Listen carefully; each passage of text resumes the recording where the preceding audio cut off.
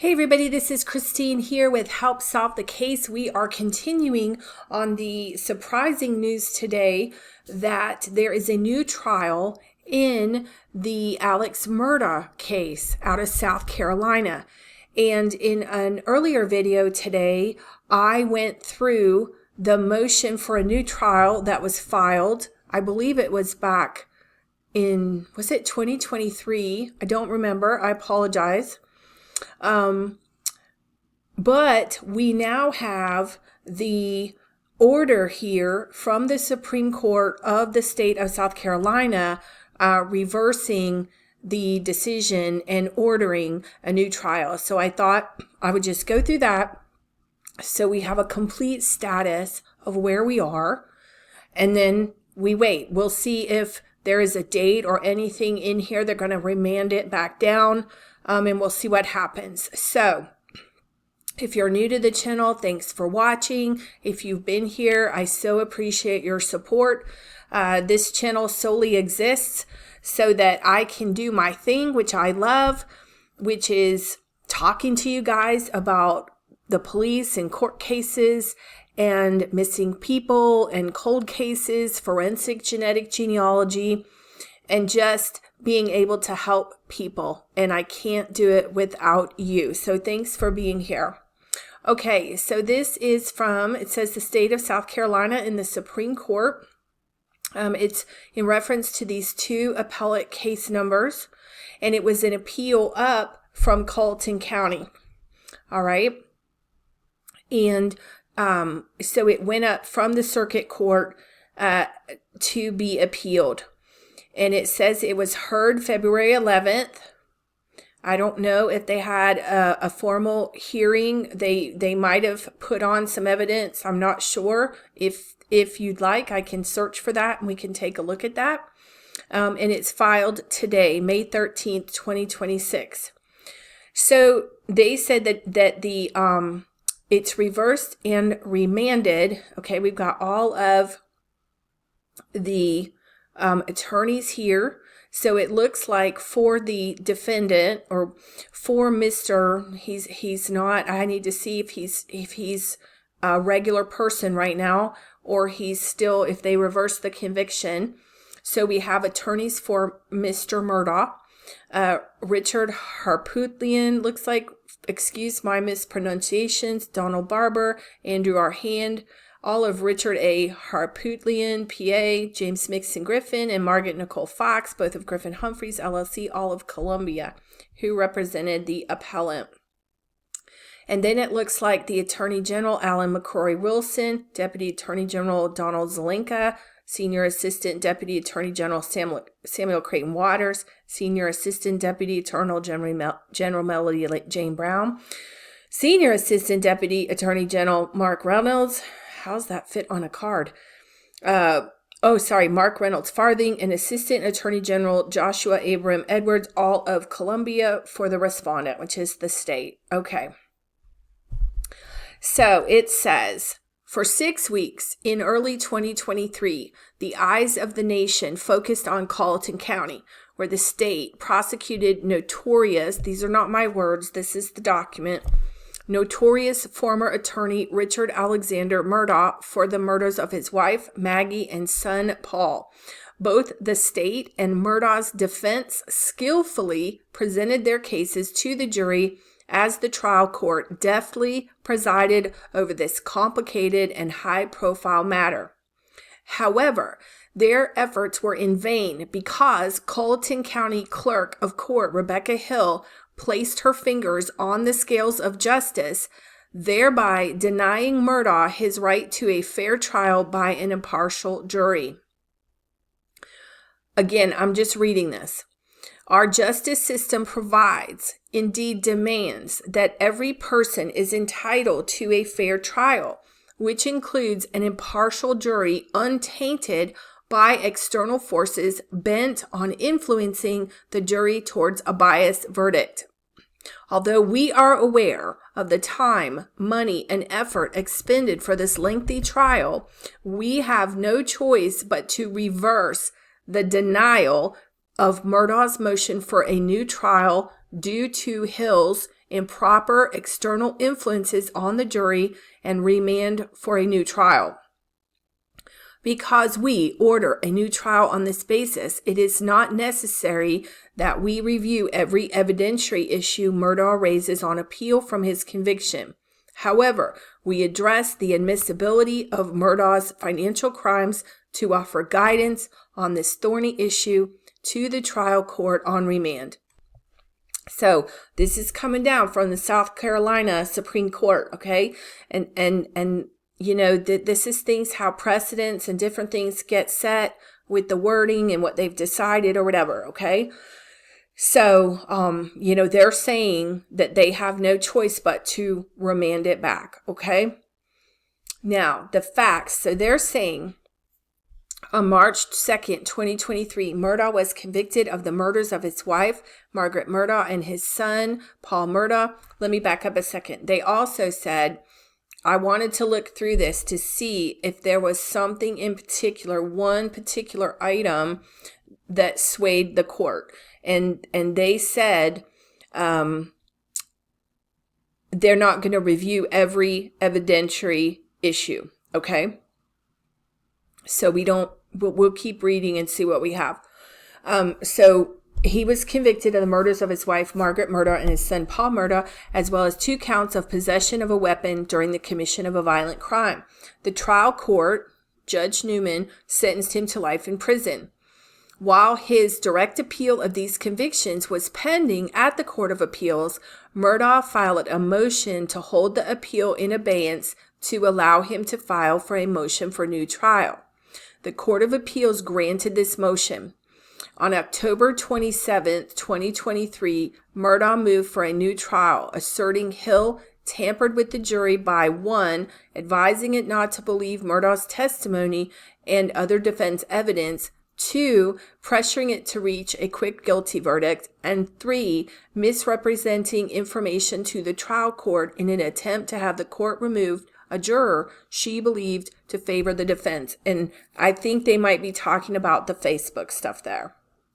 Either the Facebook, yes, I think it's the Facebook thing. It says he attached affidavits from several jurors to support his motion. Chief Justice Beatty appointed former Chief Justice Toll from the post-trial court to preside over this motion, as the trial court judge had recused himself, of course, right? The post-trial court conducted the hearing of this motion on January 26th and 29th, 2024. During the hearing, the post-trial court asked each juror, 1, if the guilty verdict was an accurate statement about their verdict at the time. 2, whether their verdict was, quote, based entirely on testimony, evidence, and law presented, end quote, in the case. And 3, whether they heard Hill make any comment about the case before the verdict. And 4, whether their verdict was influenced in any way by any communications by Hill. Juror X, who testified on the first day of the hearing, acknowledged hearing Hill say before Murdaugh's testimony, quote, looks like the defendant is going to testify. This is an important day, end quote. Or, quote, this is an epic day, end quote. And that it was rare for a defendant to testify. Juror X said these statements did not impact the verdict.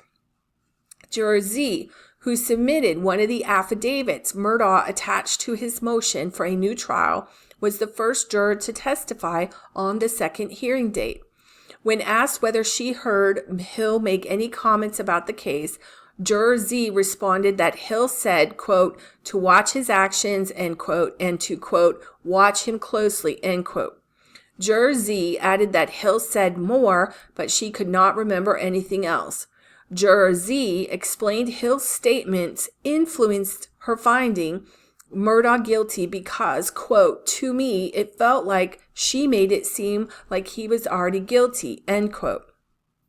At the state's request, the post-trial court questioned Juror Z about her affidavit, addressing each paragraph in turn.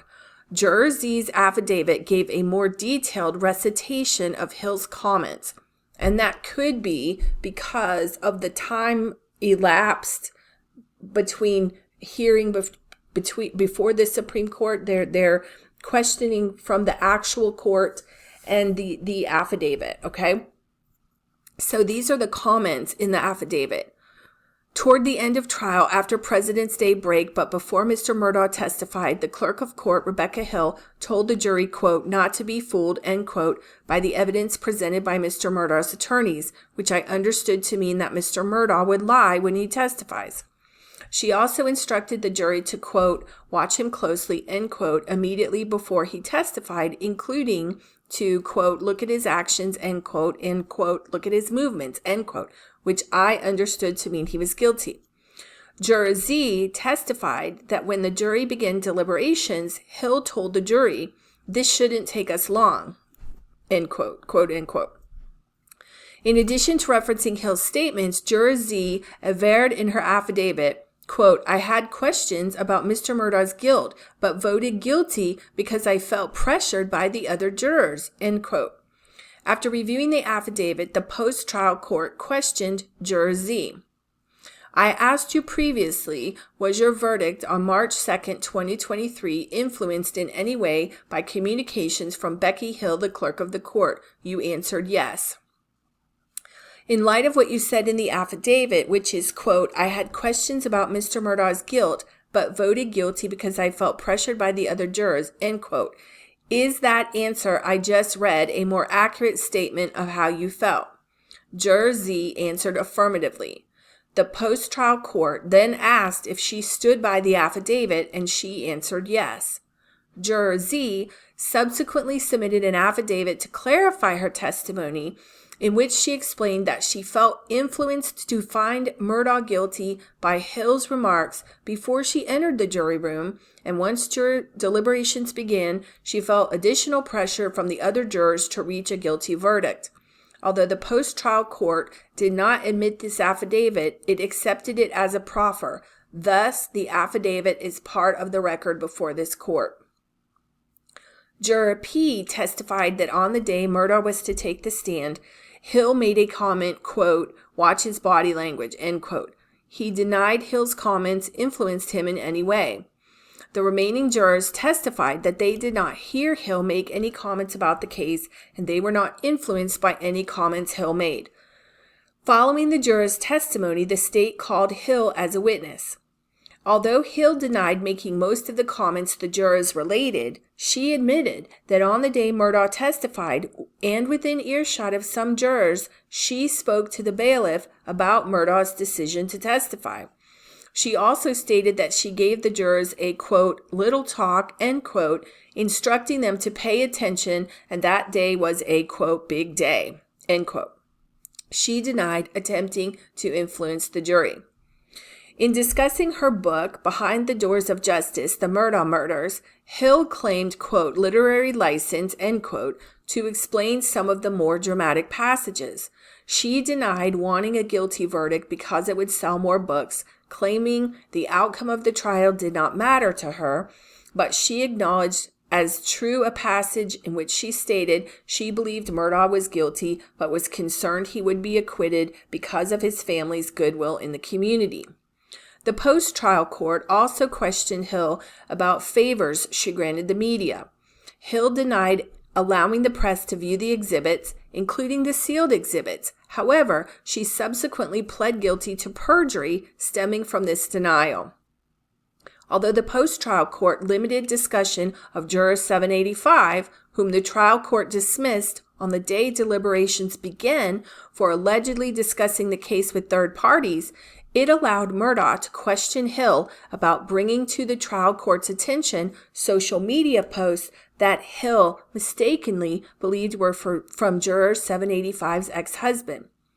Hill claimed that the juror was very talkative while Hill walked her to the trial court's chambers and volunteered that there were restraining orders on her ex-husband when they divorced. In response to the post-trial court's questioning, Hill continued to deny initiating or engaging the juror in discussion of these matters. In contrast to Hill's testimony, Juror 785 averred at the hearing before the trial court and in an affidavit Murdaugh attached to his motion for a new trial that Hill interrogated her about the social media posts and whether she had been in contact with her ex-husband. In the affidavit, Juror 785 related that Hill, knowing the jury's fears about her ex-husband, informed her that law enforcement officers questioned the ex-husband about the post, offered to reinstate the restraining orders Juror 785 had against him, and speculated that the, quote, the Murdaughs probably got to, end quote, the ex-husband when he called Juror 785 on the morning of the verdict. Juror 785 asserted Hill asked her whether she and the other jurors were inclined to vote guilty or not and told her that everything Murdaugh said had been lies. She also stated that before Murdaugh testified, Hill told the jurors not to be fooled, quote, fooled by, end quote, the evidence Murdaugh's attorneys presented. Rhonda McElveen, the Barnwell County Clerk of Court who assisted Hill with the trial, testified that Hill repeatedly told her she wanted to write a book so she could buy a lake house and a guilty verdict would be the best way to sell books. McElveen testified that after hearing Hill had given a juror a ride home, McElveen counseled her that it was inappropriate, and while Hill admitted she gave the juror a ride, she claimed the bailiff was with them and they did not discuss the case. Although McElveen did not hear Hill say anything inappropriate to the jurors, she stated that Hill made comments to her, staff, and media members strikingly similar to those Juror Z reported, such as advising them not to be fooled by Murdaugh's attorneys and to look at Murdaugh's actions and movements while he testified. Finally, McElveen testified that Hill seated a writer with court personnel. This writer wrote the foreword for Hill's book. Next, Murdaugh called the alternate juror to testify. She described the incident in which Hill made her comments before Murdaugh put up his case, stating that while the jurors were assembled in one of the two jury rooms or were standing in the hall, Hill stood at the doorway and told them, quote, they're going to say things that will try to confuse you. Don't let them confuse you or convince you to throw you off. End quote. The alternate juror also testified that Hill told the jurors not to be nervous and, quote, don't be afraid to show your emotions because that's what they want to see, end quote. The alternate juror related she heard a court staff member say deliberations should not take long, but she could not remember who said it. In its order, the post-trial court declared the burden was on Murdaugh to show both an external influence on the jury and prejudice from that influence. It then found Hill made improper comments to the jurors on the day Murdaugh testified, e.g., quote, this is an important day, end quote, or, quote, this is an epic day, end quote, and that they should watch Murdaugh's body language. The post-trial court determined Hill's denial of making these statements was not credible, finding Hill wanted to write a book which she believed a guilty verdict would help sell. She was, quote, attracted by the siren call of celebrity, end quote, and, quote, she allowed her desire for the public attention of the moment to overcome her duty to her oath of office and her oath as a witness, end quote. Next, the post-trial court found that these comments did not affect any juror's verdict. It explained Juror Z's assertion that Hill's comments affected her verdict were ambivalent, self-contradictory, and not credible, emphasizing Juror Z had acknowledged her statement in her affidavit that she had voted guilty due to pressure from other jurors was the, quote, more accurate statement, end quote. The post-trial court further found that Hill's comments were limited in subject and not overt as to opinion, were only heard by, at most, 3 jurors, and were made in a case with overwhelming and compelling evidence, end quote, and that the trial court's extensive instructions cured any effect from these comments. The post-trial court concluded that while it found Murdaugh had failed to meet his burden to prove prejudice, any presumption of prejudice was overcome. It therefore denied Murdaugh's motion for a new trial. Murdaugh timely appealed to the Court of Appeals. This court certified the appeal of the denial of the motion for new trial and subsequently consolidated it with the direct appeal. So what they were saying is they examined the complaints made. So after he got convicted, they appealed it and the court examined. They brought these people in. So talking about the post-trial court, they brought these people in. They questioned them, all this stuff. They made their determination about what Hill did or didn't do. And they felt, and they were talking about the one juror that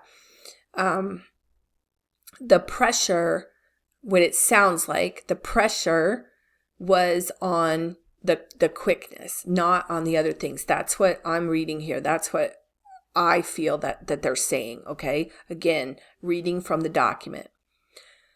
Now,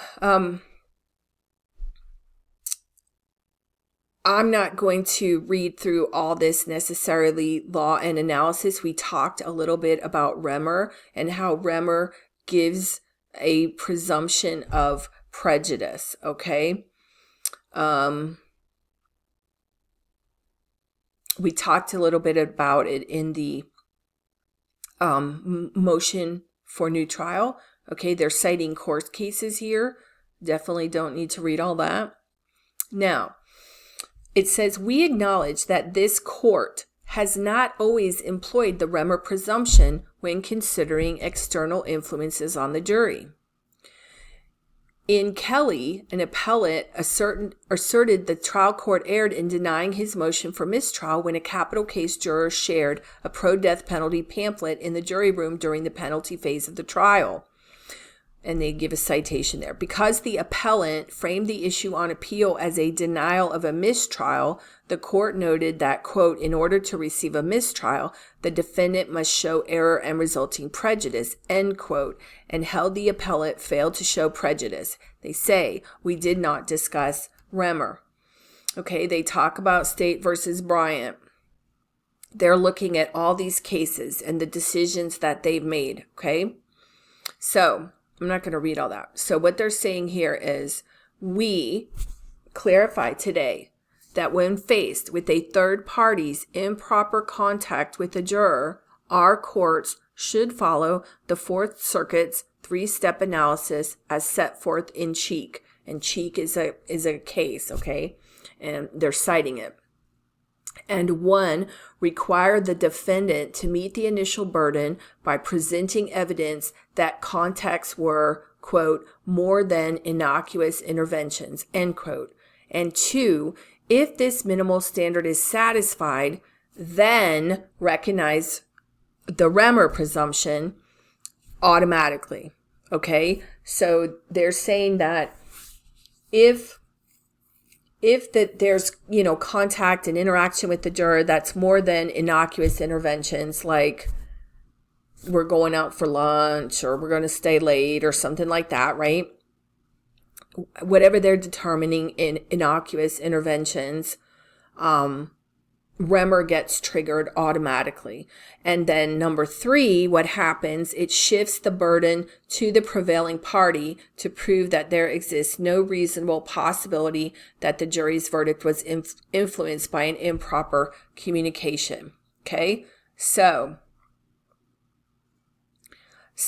they're saying, okay, we agree, and we're being clear here that we're going to follow this 1, 2, 3 process. So now they're saying, okay, using that, we look at the facts at hand.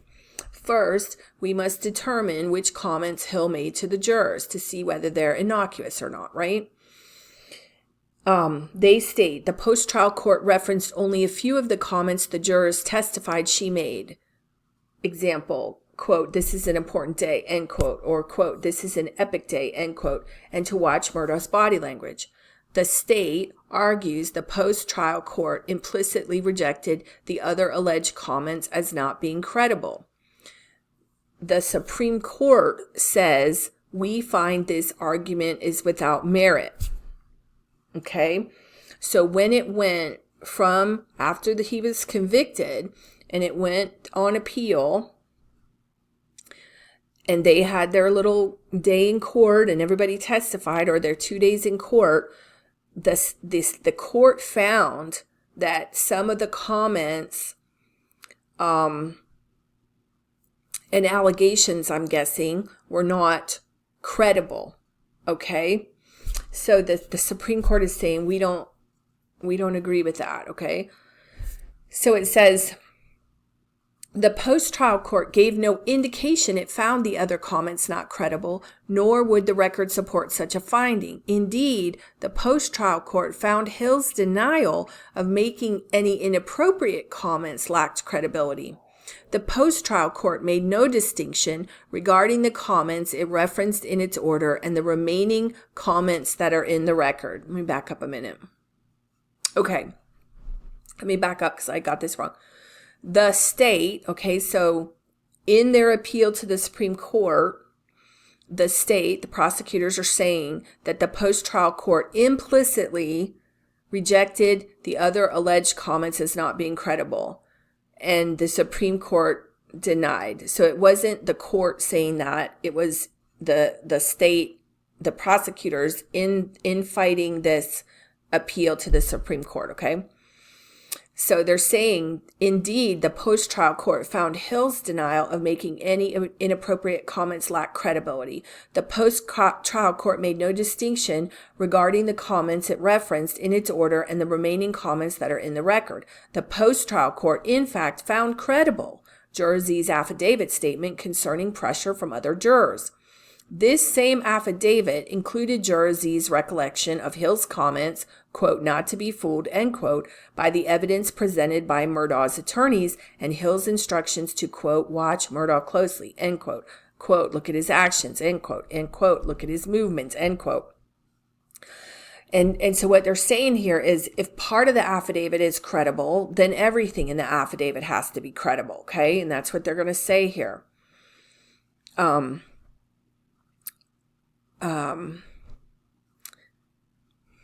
The state offers no rationale for finding part of the affidavit credible while rejecting portions that are damaging to the state's case. Like, you can't have your cake and eat it too. It's either a truthful affidavit or it's not. It's either credible or not credible. They say Juror Z's recollection of Hill's comments was consistent with Juror 785's affidavit testimony that Hill told the jurors not to be fooled by the evidence Murdaugh's defense presented. Juror Z's recollection is also consistent with the alternate juror's testimony concerning Hill's comments, quote, they're going to say things that will try to confuse you. Don't let them confuse you or convince you to throw you off, end quote. These comments were also strikingly similar to the comments Hill made to McElveen, other staff members, and the media when away from the jury. Furthermore, Hill's attempt to insert herself into the jury's deliberations through these comments was in line with her stated desire for a guilty verdict to sell more copies of the book she planned to write. Her meddling in events around Juror 785's dismissal and her self-aggrandizing conduct throughout and after the trial, from granting favors to media members, such as allowing them to view sealed exhibits and sitting a writer with court staff in the courtroom, to granting interviews. As the post-trial court found, quote, Hill was attracted by the siren call of celebrity, end quote, and, quote, allowed her desire for the public attention of the moment to overcome her duty to her oath of office, end quote.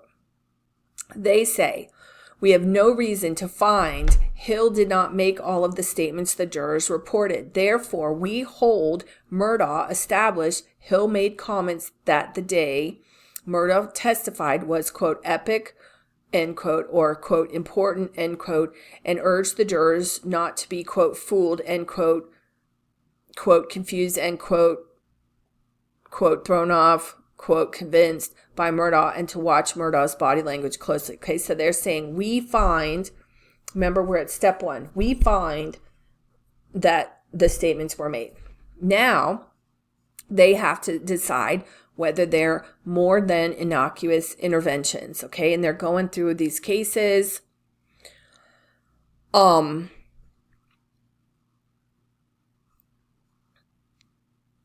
they said here, it's all the way at the end, Therefore, because they looked at all these cases, okay,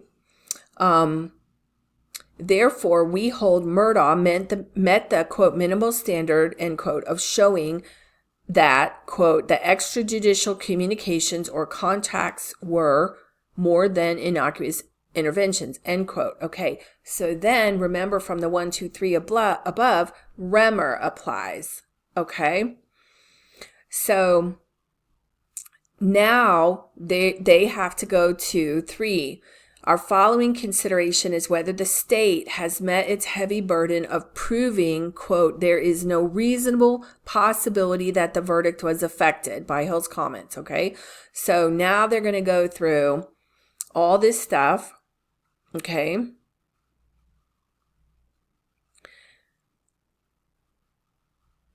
Okay, they're talking about,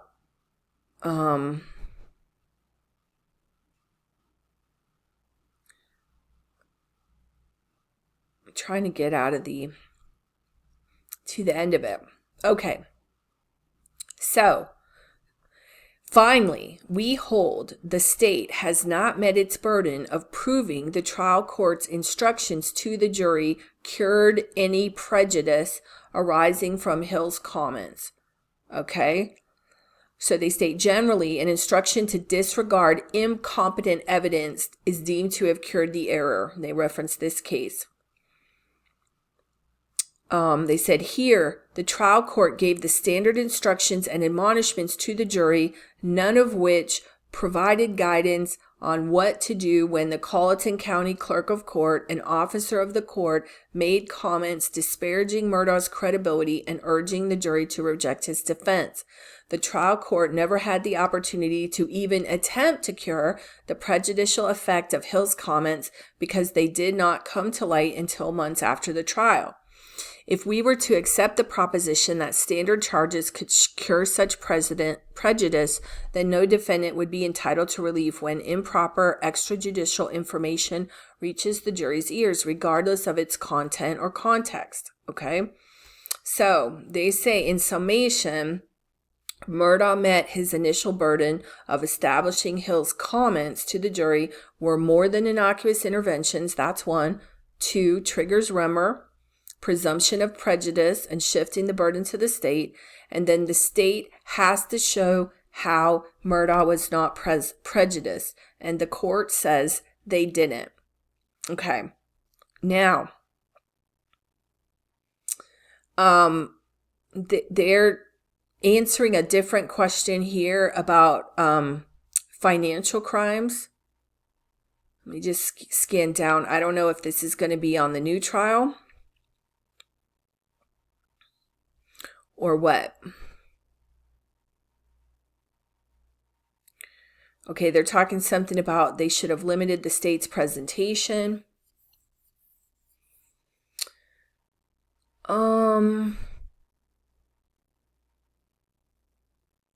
Okay, so they're saying the trial court on remand, so when it goes back, must do as the trial court did here, carefully and thoughtfully apply correct principles of law to the facts and circumstances before it. We do intend to require, however, that if the trial court decides to admit evidence of Murdaugh's financial crimes on retrial, the state must complete its introduction of that evidence efficiently without the lengthy presentation of inflammatory details with little to no probative value that was permitted in the first trial, okay? So it sounds like they win-win. Okay. So they just talk about here the Remmer presumption is alive and well, protecting the right to a fair trial by an impartial jury for all defendants.